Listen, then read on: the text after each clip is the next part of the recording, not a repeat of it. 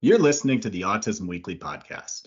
Each week, we share community voices and bring light to stories that increase awareness, acceptance, equity, access, and inclusion. If you haven't already, subscribe to join the Autism Weekly family. I'm your host, Jeff Skibitsky. This week, we welcome Michelle Rogers back to the podcast. For those of you who are new listeners, Michelle appeared in two of our previous episodes. In episode 108, we talked about potty training. In episode 112, spoke about communication skills and building those communication skills. On today's episode, I think we're going to hit the trifecta. So Michelle is here to talk about behavioral issues, more specifically severe behaviors. This topic is crucial for parents of autistic children to understand because they greatly affect the quality of life for both the child and the family. Through her own experience as a mother with autistic child, Michelle's gained valuable insight into the challenges faced by many families, and she has not only helped her own daughter thrive, but also hundreds of mothers and their autistic children through advocacy work and extensive knowledge in the field. Michelle, welcome back to the podcast. Thank you for having me again.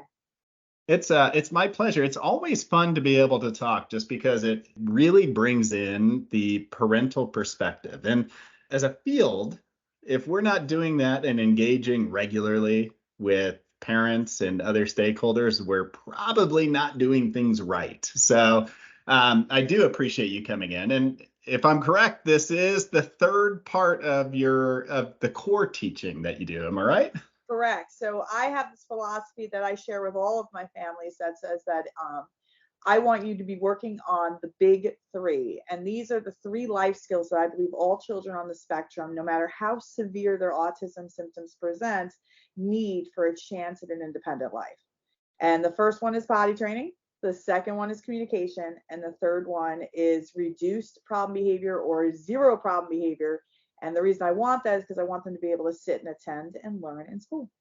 And absolutely. And oftentimes these are safety behaviors. And these are things that as parents is that we probably have the most trepidation and fear of is, am I putting my child in a situation where they could injure themselves? They could injure others. They could engage spontaneously in something that maybe puts them in harm's way. But can you give me just a little bit of background before we hop into that? Not everybody has heard all the episodes you've been a part of, but maybe you can tell us just a little bit about how your child has shaped or influenced your approach towards treatment and care over the years. Sure. So my daughter Juliana, she was my first. She was diagnosed on the spectrum at age 2. There were definite signs. In hindsight, you can always see things clearer than when you were in the thick of it.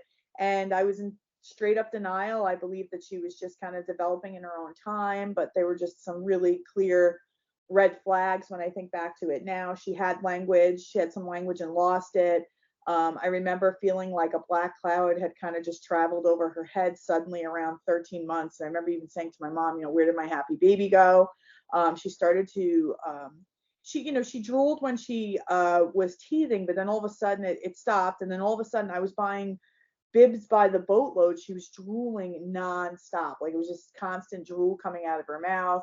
And then she, instead of playing with her toys, she would dump them out of her toy bin and she'd just start twisting them in her hands with like not using it for its intended purpose.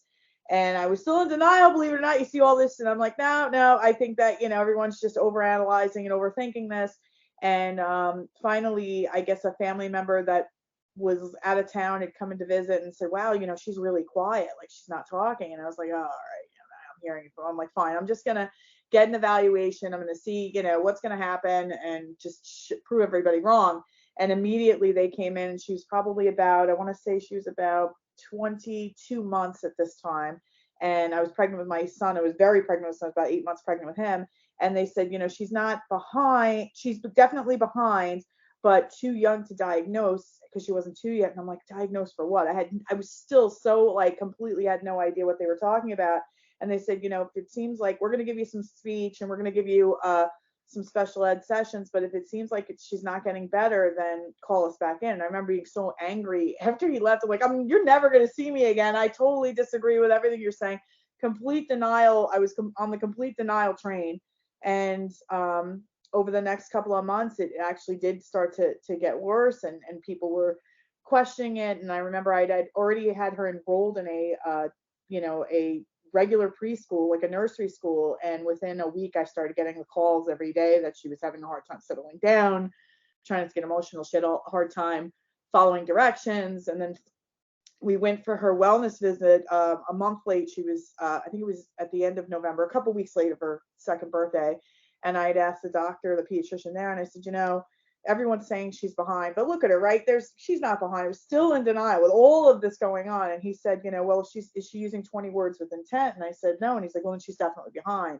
And there was something about him saying it after hearing all of the people and the teacher at her nursery school. It was like a gut punch to me. And it was finally the kind of the straw that broke the camel's back, like maybe something is wrong here. And I did have that person I swore I'd never see again back in my home. And she was officially diagnosed on the spectrum, moderate to severe. So Okay. yeah, so I understand exactly what parents that are listening right now are going through. I know exactly what it's like to feel like I died that day, and I felt like autism was a death sentence. And I thought that for a while. And I remember having this thought one day. I woke up and I said, I'm going to die one day, and who's going to care for her when I'm gone? And something about that thought, even though it's kind of scary, just really snapped me into my action. I said, listen, I always promised before autism came that I was going to show up as a certain type of parent. And as soon as the diagnosis came, that kind of went out the window. And I need to know that one day when I do leave this earth, that I've left no stone unturned for her, that I've shown up exactly as I promised I would be before the diagnosis came. And I didn't know by making that definitive course correction, that I was going to get the results I did get with her. I just knew that I could have peace in my heart that I had shown up for her. Mm-hmm. And just to give you a quick update on Juliana lost all of her language. We had to teach her sign language. She started making sounds, started repeating, speaking.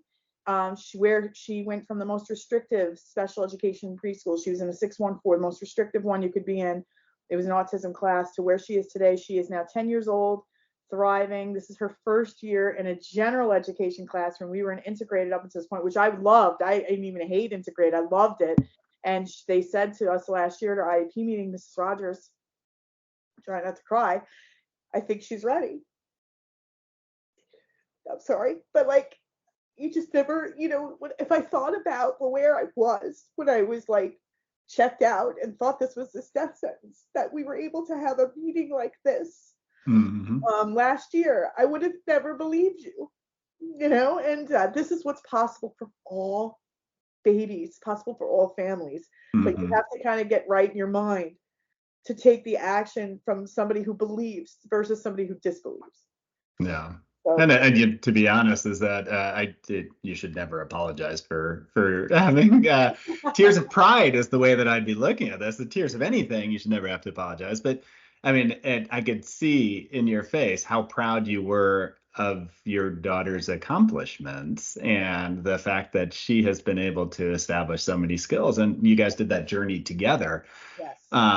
Which is amazing, and the amount of effort that everybody's been putting in throughout the process. But you had mentioned something, and you'd spoken about different behaviors that kind of indicated that something was going on.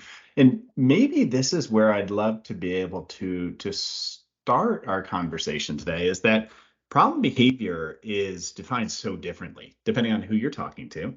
And it's also defined differently.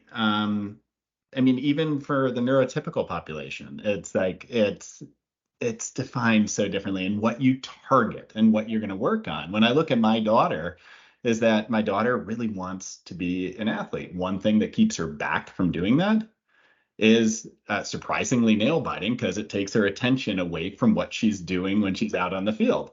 She's so engaged in biting her nails.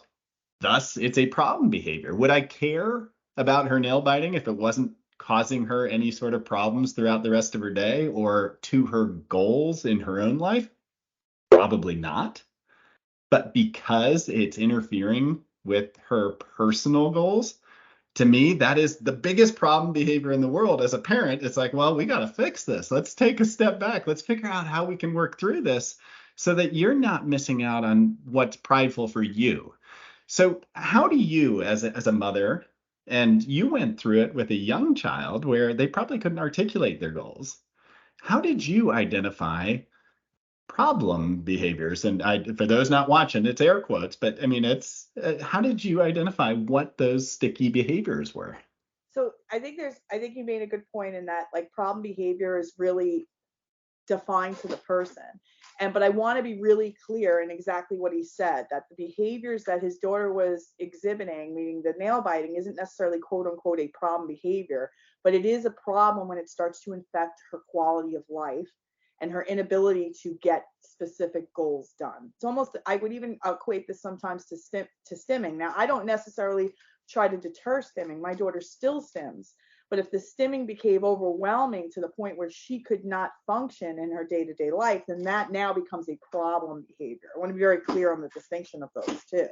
So in the example I was just discussing, which is our story, and a lot of people, this is why problem behavior needs to be so clearly defined in your mind as a behavior that is impeding on the potential quality of life for the family and for the child. This is where it kind of opens everything up, because could I handle a crying, tantruming child who would cry every time I go to the pantry, and every time I try and figure out what she wanted, she'd smack it out of my hand? Could I survive with a 2-year-old doing that? Absolutely.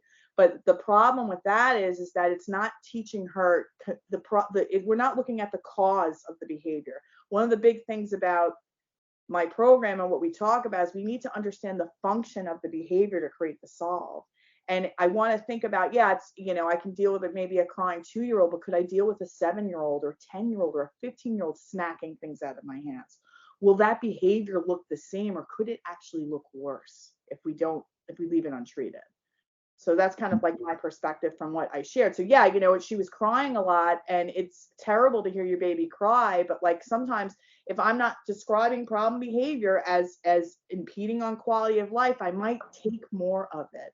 And then I sprinkle a little autism diagnosis on top of that. I'm almost expecting to have to deal with this. But if I Yeah. have that expectation and I never address this as a problem behavior, the only outcome that's possible is for it to get worse. hmm No, and I think that the insight that you have as you're looking through that to be able to say, what is going to be equally valuable for my child? What's functional for them to be able to do to replace what's occurring becomes the most important question. Is that a crying child is a crying child. They're emotionally distraught for some reason. And if we're not figuring that out, then we might be in a bad position when we're solving. We might get rid of crying. Crying might then turn into a punch. A punch might turn into something even more dangerous because we haven't solved to why that is occurring and what purpose the crying's doing. So what strategies, as you worked through this, and I mean, you've had your personal experience, you're helping other families to kind of unwind the process. What strategies did you find most successful in addressing some of these issues? So the first thing we need to do is I like to put space between the incident and myself so I can look at it with clarity. I always say to my moms when they come to me with whatever they're working on, whether it be PI training, communication, or problem behaviors, and they're seeing things they don't like and it's triggering emotions in them, I can't look at it clearly when I'm rolling around in the dirt in the moment right then and there. So what first thing I always try to do with problem behaviors is I always try to avoid, I used to call it the Autism Mom Bomb Squad method, meaning we want to avoid the bomb from going off to begin with. That's the first thing, right? So we want to try and avoid the behavior from happening to begin with. If it's something really problematic, like running in the street or eloping or biting, we got to immediately figure out what the cause is and then try and avoid it from happening in the first place. That's number one. Like, what are the triggers that may cause this behavior to happen? So that's first. Then the next thing is if the behavior happens, because sometimes it's just going to happen. Maybe you thought that you had removed all the stimuluses that could cause a child to bite and they bit anyway. I need you to take a deep breath and kind of put some space between yourself and the incident so that you can see it from the drone view. I always tell my parents, you can never see it from the drone view when you're in the middle of it. You have to almost like take some space, calm your regular, your nervous system, so that way you can look at this and say, okay, what was the cause of the bite? You know what I mean? And then once I understand the cause, then I can come up with a game plan for the solve. And there's something in the ABA world, and I'm sure Jeff can knows all about inside and out, is the MEETS, which is an acronym for the reasons that unwanted behaviors occur in children with autism, or actually all children, to be honest with you. Any child that's exhibiting problem behavior, there is one of 5 categories for the function of why that is happening. Did you Yeah, want and to share, or you want me to share what that is? I mean, we can definitely go into, because I mean, we're probably going to want to hit on each one of these functions individually, but you had brought up a topic that I think that oftentimes we as parents fall into pitfalls for. It's the idea that whenever a behavior occurs, is that at the moment it's always a teachable moment, or we always have to win that power struggle. And it's not the case. I mean, there are times where, A, I'm not ready as a parent to work through it appropriately. Yep. B, my child is not ready to learn that new skill yet. So what do you suggest at those moments? I mean, do you have certain things that have worked for you just to de-escalate, just to say, you know what, I'm not going to teach right now. I'm going to escape the situation right now. And that is my only goal at the moment. I can get to the teaching later. But do Yes. you have techniques for that? So the first thing you want to do is, obviously, safety is number one. So if the child runs in the street, you want to try and address that. First thing we're going to do is obviously bring the child and yourself to safety. If the child's being aggressive, we want to try and put some safeguards in place to stop the aggression. If somebody's getting hurt, whatever the case may be, safety is always going to be your first. We got to get to a safe space, mentally, emotionally, physically, before we can do anything. That's number one. Number one is we want to try and use any skills that we may already have from dealing with these behaviors in the past to calm the child down. Like if it's gotten to a point where the bomb has blown, this isn't a teachable moment. The teachable moment will come later. The teachable moment is the actual event, but we don't teach in that moment. It's just the child's not on receive, and you're really not on a proper send to give a message to the child. So we want to get the child probably as neutral as possible. It may take some time to calm them down. Then after that happens and we've kind of regulated the child, I need you to go off and kind of just take a minute for yourself. I don't believe in fails as a parent of a child with autism. I'm either learning or I'm winning.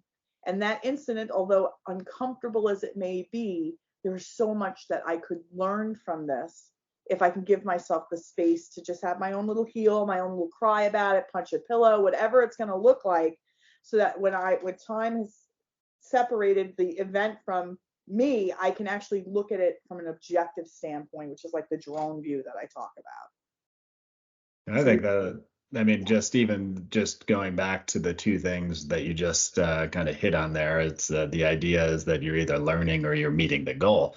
That's a win-win. I mean, as a always, parent, we don't have win-wins that often. That's yes, such a cool perspective to take. I mean, and it's probably hard to get in that mindset. When you're working with families on this, how much do you have to really hammer home that, you know, learning is a win? Like you don't have to feel like you have control all the time to be doing a wonderful job. I think we're hard on ourselves. yes. But how do you work through that process to get to, and we'll talk on all the functions of Yeah. behaviors and everything, but how do you get to that emotional part?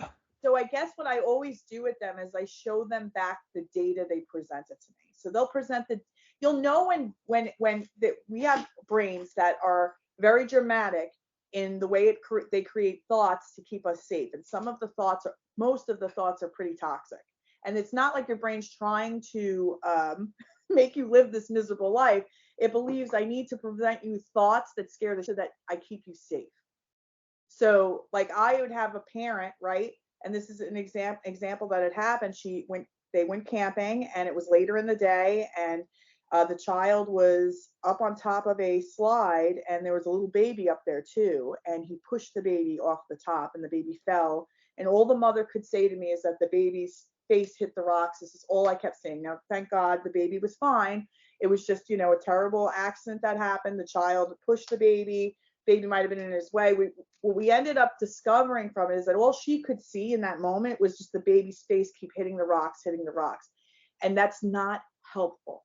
That all that does is make you feel like shit. All that does is you can't learn anything from this. So if we want to prevent him from behaving like this in the future, I can't create a solve from just reliving the most traumatic part of the event over and over. So what I did with that mom is I said, this was very traumatic. I'm not acknowledging that it wasn't. And I'm so grateful that the baby and the child, everybody was okay. But what can I learn from this scenario to avoid it from that caused it and that could avoid it from happening in the future? And one of the things that we did discover, and I had her explain the whole day up until that point, and it was a very long day for this child. And this child normally naps, and he didn't, and there was a lot of stimulus. And by that time in the day, he was probably very tired. And when a child is tired, neurotypical, neurodiverse, they will not be the happiest of campers, and their behaviors will show it. And we kind of both acknowledged that maybe we pushed it a little bit on this day of camping.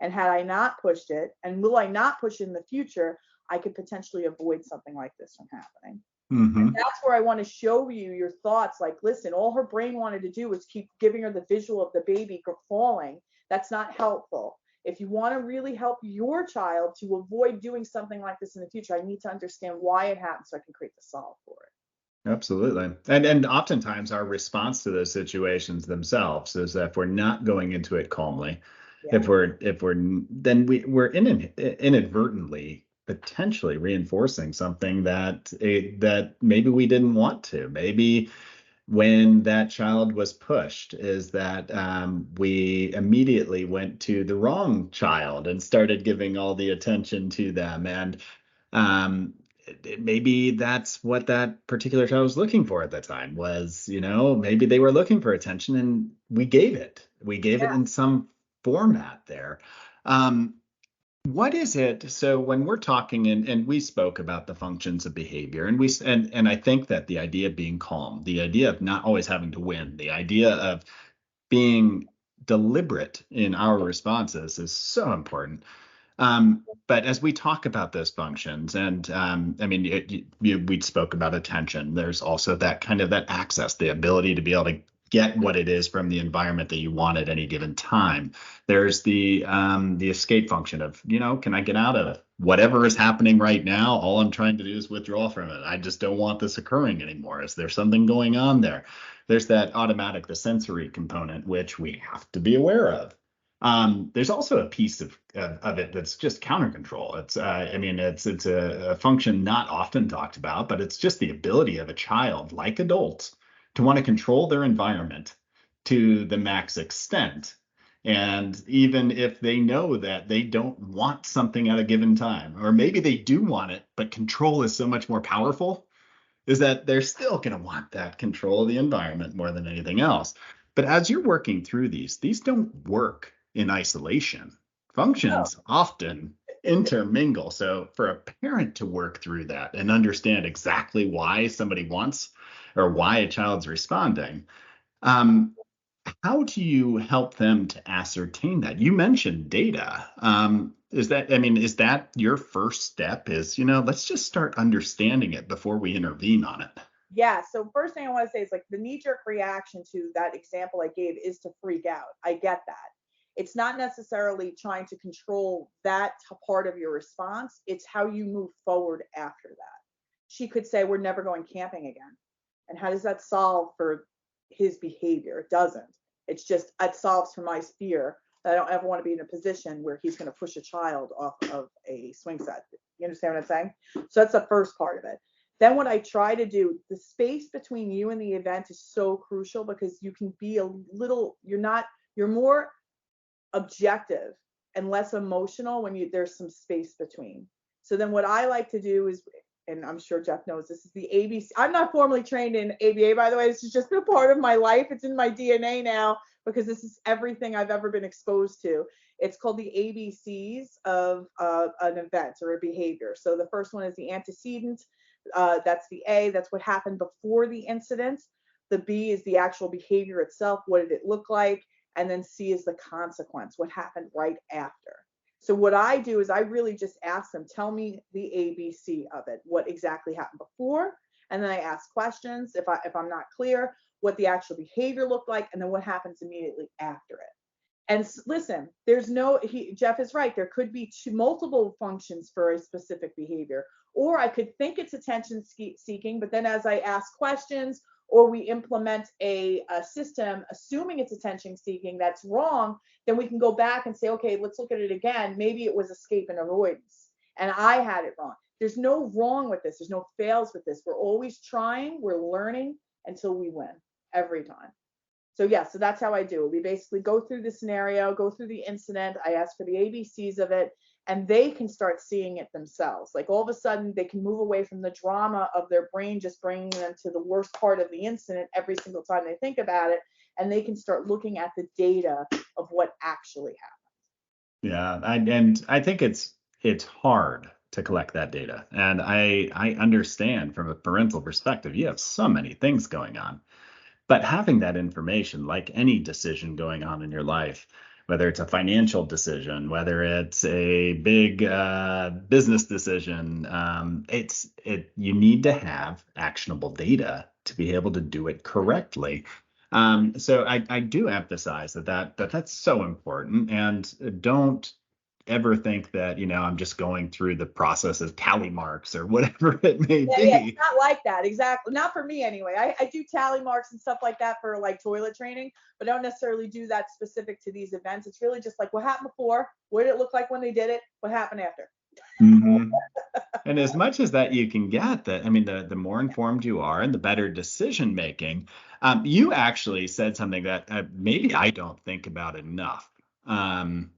And it had to do with the context of the story that you shared and the potential parental response of, well, we're never going camping. Yeah.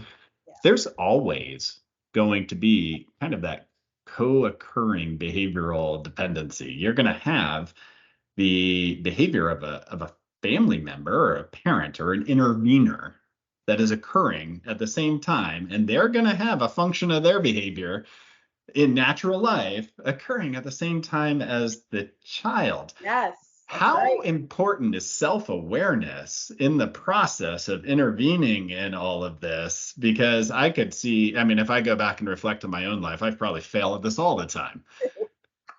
So, it's like, how important is it to take a step back, deep breath? Okay, where am I right now? What function am I trying to fulfill as I'm trying to help my child at the same time? Do you work with family on, maybe it's important to assess ourselves and our own behavioral objectives? This is what I say. My program, I have a group coaching program where I coach parents with children with autism and help them teach your children all the amazing important life skills like the potty training, the communication, and stopping problem behaviors. But 95% of my program is your thoughts. That literally the tactical you already have inside you, but because you're having all of these, like I always say, the mind is like a furnace, and this isn't my quote, but it's I read it somewhere and I loved it. The mind is like a furnace; it can warm your house or burn it down. And all of the tactical that's needed to get your child potty training and communicating and stopping problem behaviors is inside you already. You just have real thoughts that are blocking your ability to access those resources. So I have it. I'm going to give it to you. I know what I'm telling you is not something you haven't already heard. What I'm going to show you that you haven't heard, that nobody ever really talks about enough in this community, is that your thoughts, whether it be autism is cancer. I talked to a mom the other day. She was doing all the things I would tell her to do in my program, except she said to me that she believed her child was going to need lifetime care. He was 3 years old. You can't help your child if you already think that the opportunity's gone. Yeah. And that's why, believe it or not, we give them all tactical. We give them lots of tactical support. I sell them what they want, but when they come in, I give them what they need, because it's really the thoughts that we're letting run rampant. It's like a toddler running around with scissors in your brain. And I need to stop that shit in its tracks. I need to understand like the power that has. If I always call it the invisible umbilical cord from my mom's, right? That it's garbage in, garbage out to the baby. As Mm-hmm. soon as you start thinking something different, like I did that moment when I said, I'm going to die one day, who's going to care for when I'm gone? That was my course correction, that thought in that moment, that I want to know that I leave tomorrow and I did everything I could. I showed up the best way I could for my daughter. Mm-hmm. Know what that was going to do for her actual development. Yeah, Had that not happened, I don't know where she would be today. absolutely. And I mean, just to go back to how we started this conversation, is that that hope paid off. I mean, and everybody's journey will be different, and people will have different timelines and different wins. But it's knowing that, you're going to hit wins that you never thought were going to be part of your experience, Yeah. as long as you continue to look at, what's next. What can I continue to do?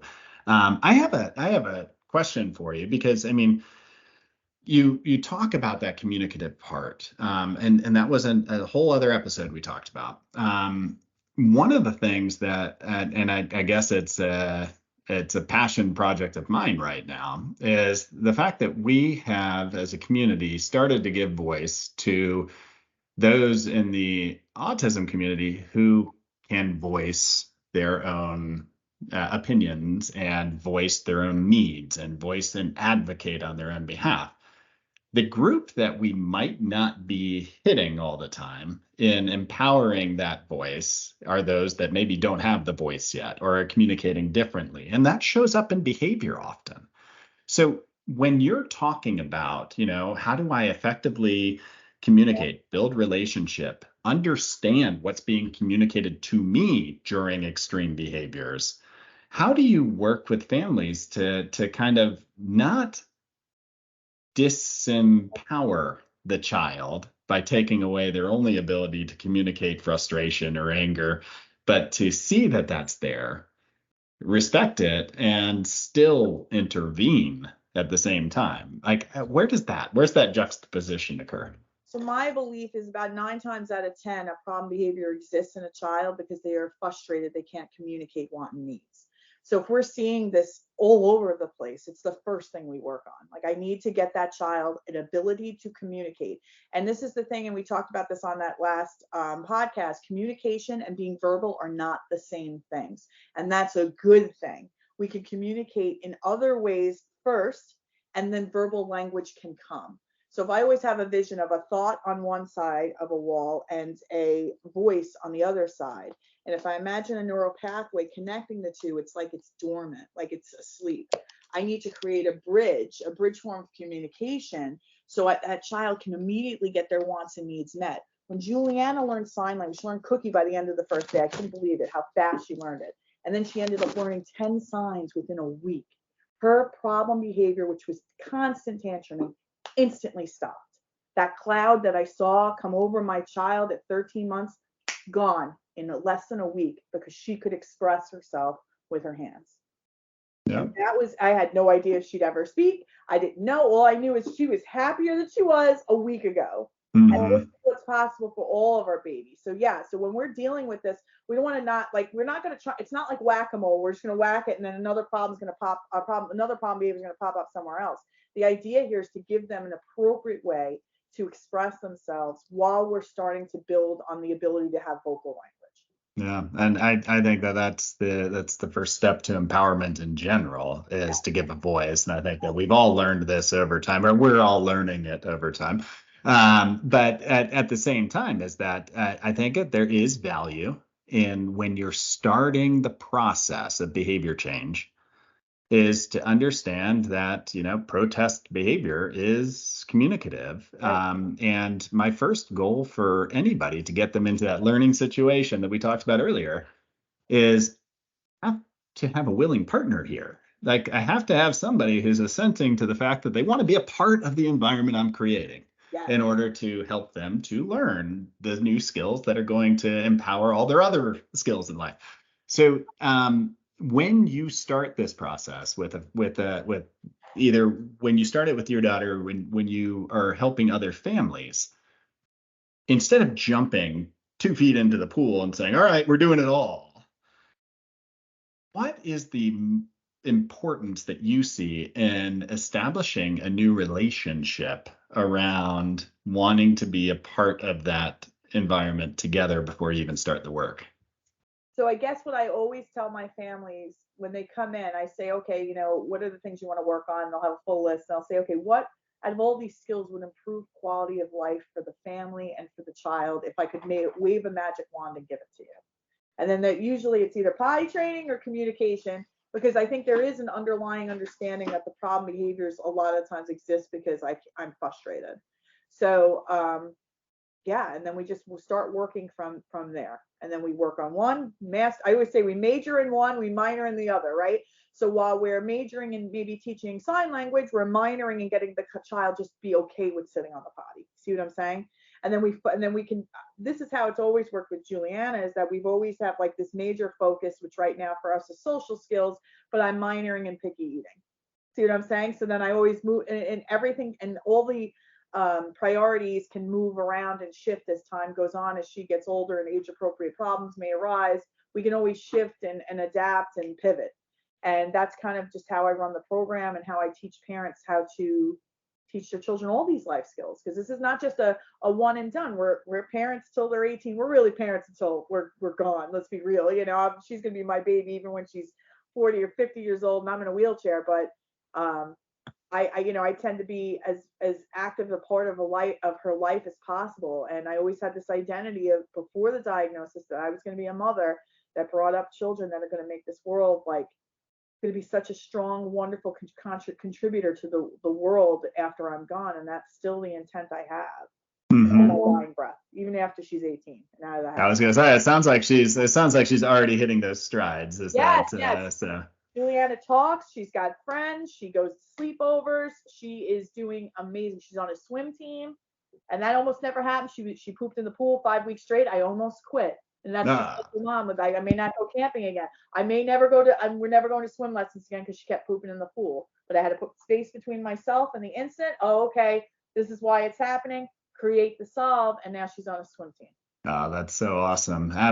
And I think in a future episode, we're definitely going to have to talk about the picky eating, but I do want to make sure that families leave with some ideas on resources. I know that you've put together some resources on this that you'll be able to share with us, but where should families be turning to just to even start the journey on some of the behavior issues that are occurring? What's a good resource you'd recommend? I'm going to be sharing with Jeff the Autism Mom's Survival Guide to Problem Behaviors. It's an e-guide, a PDF I created that's really going to take you to step by step on how to address these behaviors. First thing we're going to try and do is avoid them, figure out what are the triggers and avoid them first. And then we're going to work one by one on each of these behaviors to figure out why they're happening so that we can create a solve. So I'm going to give that guide to all of the listeners for free.